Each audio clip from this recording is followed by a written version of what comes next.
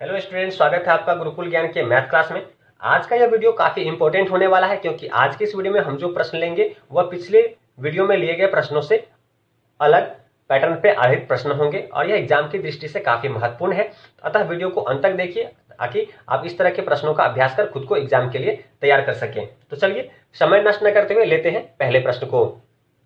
पहला प्रश्न कह रहा है कि 72 वस्तुओं को बेचने से 8 वस्तुओं की बिक्री मूल्य के बराबर हानि हुई थी। हानि का प्रतिशत क्या है? तो यहां ध्यान से देखिए, प्रश्न आपसे कह रहा है कि 72 वस्तु है।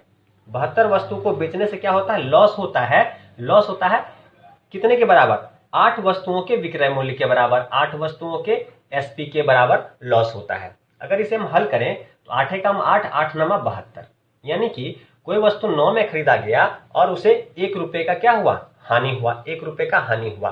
तो सीपी कैसे निकलता है? सीपी इसका क्या होगा? देखिए, 9 रुपए में बेचा तो 1 रुपए की हानि हुई, यानी कि क्रय मूल्य से कम में बेचा गया होगा।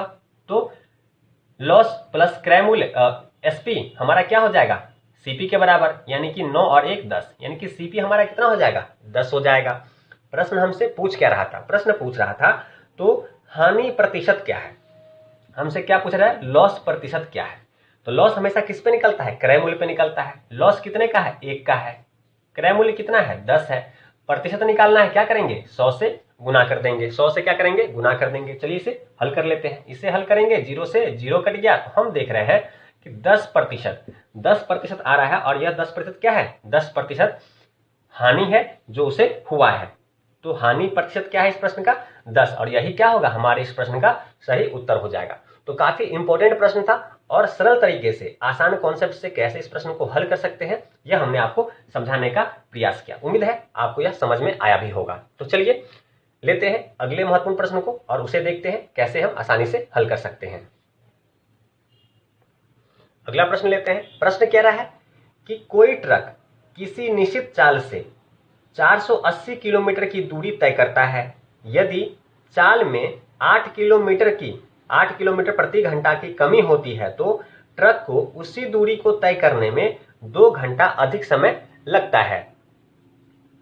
इसकी मूल चाल का 50% किलोमीटर में ज्ञात करें। तो देखिए, प्रश्न हमसे कहा क्या रहा है? प्रश्न हमसे कह रहा है कि भैया स्पीड और टाइम दो चीज हमें प्रश्न में दिया हुआ है। स्पीड और टाइम दो चीज हमें प्रश्न में दिया हुआ है। चलिए इसे थोड़ा इधर लिखते हैं ताकि प्रश्न के नीचे ना आए।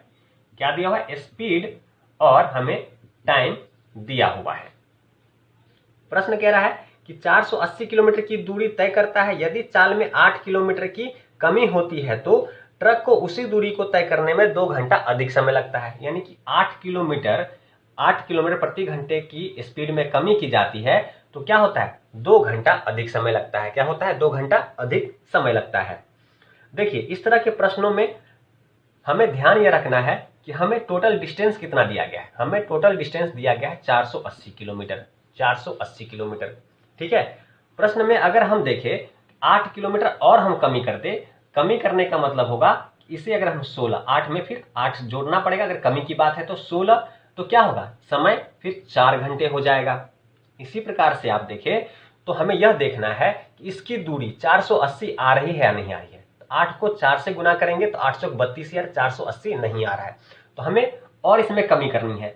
तो 8 में 16 में फिर 8 कमी होगी तो यह 24 हो जाएगा और यह कितना हो जाएगा? 6 हो जाएगा। 16 को 6 से गुना करेंगे 480 आएगा? नहीं आएगा। तो हमें क्या करना पड़ेगा? 8 किलोमीटर की और कमी करनी पड़ेगी। चलिए इसे कमी कर लेते हैं। तो ये कितना हो जाएगा? 32, और ये कितना हो जाएगा? 8। तो देखिए 24 को अगर 8 से गुना करेंगे तो क्या 480 आएगा? नहीं आएगा। तो हमें क्या करना होगा? 8 किलोमीटर की और कमी करनी होगी। 8 किलोमीटर की और कमी करेंगे तो कितना हो जाएगा? 40 हो जाएगा। और यह कितना हो जाएगा? समय फिर बढ़ जाएगा तो ये 10 हो जाएगा। अब देखिए 32 को 10 से गुना करेंगे 320 आएगा। 480 नहीं आ रहा है, मतलब हमें और इसमें कमी करनी होगी। हमें डिस्टेंस के बराबर इसे लाना होगा। इसमें अगर हम 8 और कमी करें तो ये 48 हो जाएगा और ये हमारा कितना हो जाएगा? 12 हो जाएगा। अब देखिए अगर 40 को 12 से गुना करेंगे तो 12 चौक 48, 480 आ रहा है। और इस 48 को 10 से गुना करेंगे तो 480 आ रहा है। यानी कि पहले कितनी स्पीड रही होगी? पहले 48 की स्पीड रही होगी फिर उसमें बाद में 8 की कमी हुई होगी तो वह 40 हो गया होगा, वह 40 हो गया होगा। तो हमें यह स्पीड लेना है, हमें यह स्पीड जो फाइनल स्टार्टिंग में थी उसी का प्रश्न में हमसे पूछ रहा है ना, वही प्रश्न में हमसे पूछा जा रहा है कि इसकी मूल चाल का, तो मूल चाल 48 रहा होगा, बाद में 8 की कमी की गई होगी, तो मूल चाल हमारा 48 है। तो कह रहा है 48 का प्रश्न हमसे ये पूछ रहा है ना, 48 का 50%, 50%, अगर इसका 50% हम कर दें, 50% कर दें तो 50 दूनी 100 और ये 24, यानी कि हम देखें 24 किलोमीटर। क्या होगा? 24 किलोमीटर क्या रहा होगा? इसकी मूल चाल रही होगी 24 किलोमीटर प्रति आवर। यह इसकी क्या रही होगी? मूल चाल। और यही क्या हो जाएगा? हमारे इस प्रश्न का सटीक आंसर हो जाएगा।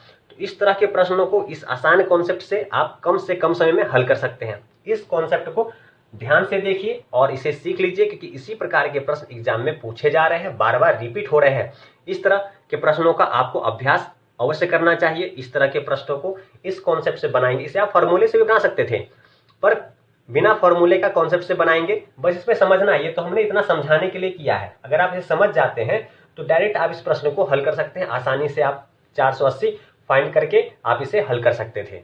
तो चलिए इसी प्रकार के एक और प्रश्न को लेते हैं, ताकि आपका कॉन्सेप्ट और क्लियर हो जाए और इस तरह के प्रश्नों को आप आसानी से हल करना सीख सकें। तो लेते हैं ऐसे ही एक और प्रश्न को। यह प्रश्न है, प्रश्न कह रहा है कि एक ट्रक निश्चित चाल से 384 किलोमीटर की दूरी तय करता है।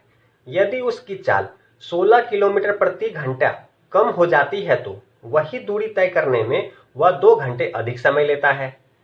ट्रक की वास्तविक चाल किलोमीटर में ज्ञात कीजिए। बिल्कुल पहले वाले प्रश्न की तरह ही है। यहाँ हमें सेम स्पीड और टाइम का रेशियो दिया गया है, यानी कि 16 का स्पीड कम करता है तो उसे 2 घंटे अधिक समय लगते हैं। इसी प्रकार हम देखें, अगर हम 16 और कम कर दें यानी कि 32 हो जाएगा और ये कितना ऐसे लगेगा? 4 समय लग जाएगा। अब इसे 16 को 4 से गुना करेंगे तो हमें स्पीड इसका बराबर करना पड़ेगा। स्पीड कितना है? 384। कितना है? 384, 384 इतना आना चाहिए। 16 चौका 64 ही आया। स्पीड बराबर नहीं हुआ है, स्पीड बराबर नहीं हुआ है। तो ये करने के लिए इसमें 16 की और कमी करेंगे, 32 में 16 जोड़ेंगे तो 48 आएगा और ये कितना हो जाएगा? 6 हो जाएगा। अभी भी इसको इससे गुना करेंगे, 384 नहीं आएगा, 384 नहीं आएगा। तो क्या करेंगे? 16 और कमी करेंगे, 48 में 16 और कमी करेंगे तो ये आपका हो जाएगा 64 और ये समय कितना हो जाएगा? 8। समय कितना हो जाएगा? 8 समय हो जाएगा। यह 8 हो जाएगा। अब देखिए, अगर 48 को 8 से गुना करेंगे तो 384 आएगा। जी हाँ, बिल्कुल, इसको इससे गुना करेंगे तो 384 आएगा और 64 को 6 से गुना करेंगे तो भी आपका 84 आ जाएगा। तो हमारा स्पीड बराबर हो चुका है। और प्रश्न में हमसे पूछ क्या रहा था? प्रश्न में पूछ रहा है कि ट्रक की वास्तविक चाल, तो वास्तविक चाल कौन सी होती है? वास्तविक चाल आपकी यह हो जाएगी, क्योंकि इसके बाद इसमें 16 की कमी की गई, तब जाके 48 हो गया होगा, तब जाके उससे 2 घंटे अधिक समय लगे होंगे, यानी कि 64 क्या हो गया? हमारा वास्तविक। तो प्रश्न में हमसे क्या पूछा था? वास्तविक चाल क्या है? वास्तविक चाल पूछा था। प्रश्न में क्या पूछ रहा है? वास्तविक चाल। तो वास्तविक चाल हमारा क्या हो गया? 64 क्या हो जाएगा? हमारे इस प्रश्न का आंसर हो जाएगा और यह क्या होगी? इसकी वास्तविक चाल हो जाएगी। तो प्रश्न पिछले प्रश्न की तरह ही है। बहुत ही आसान कॉन्सेप्ट से मैंने आपको प्रश्न हल करना सिखाया है और इस तरह अगर आप प्रश्नों को हल करते हैं तो बहुत ही कम समय में आप प्रश्नों के उत्तर दे पाएंगे।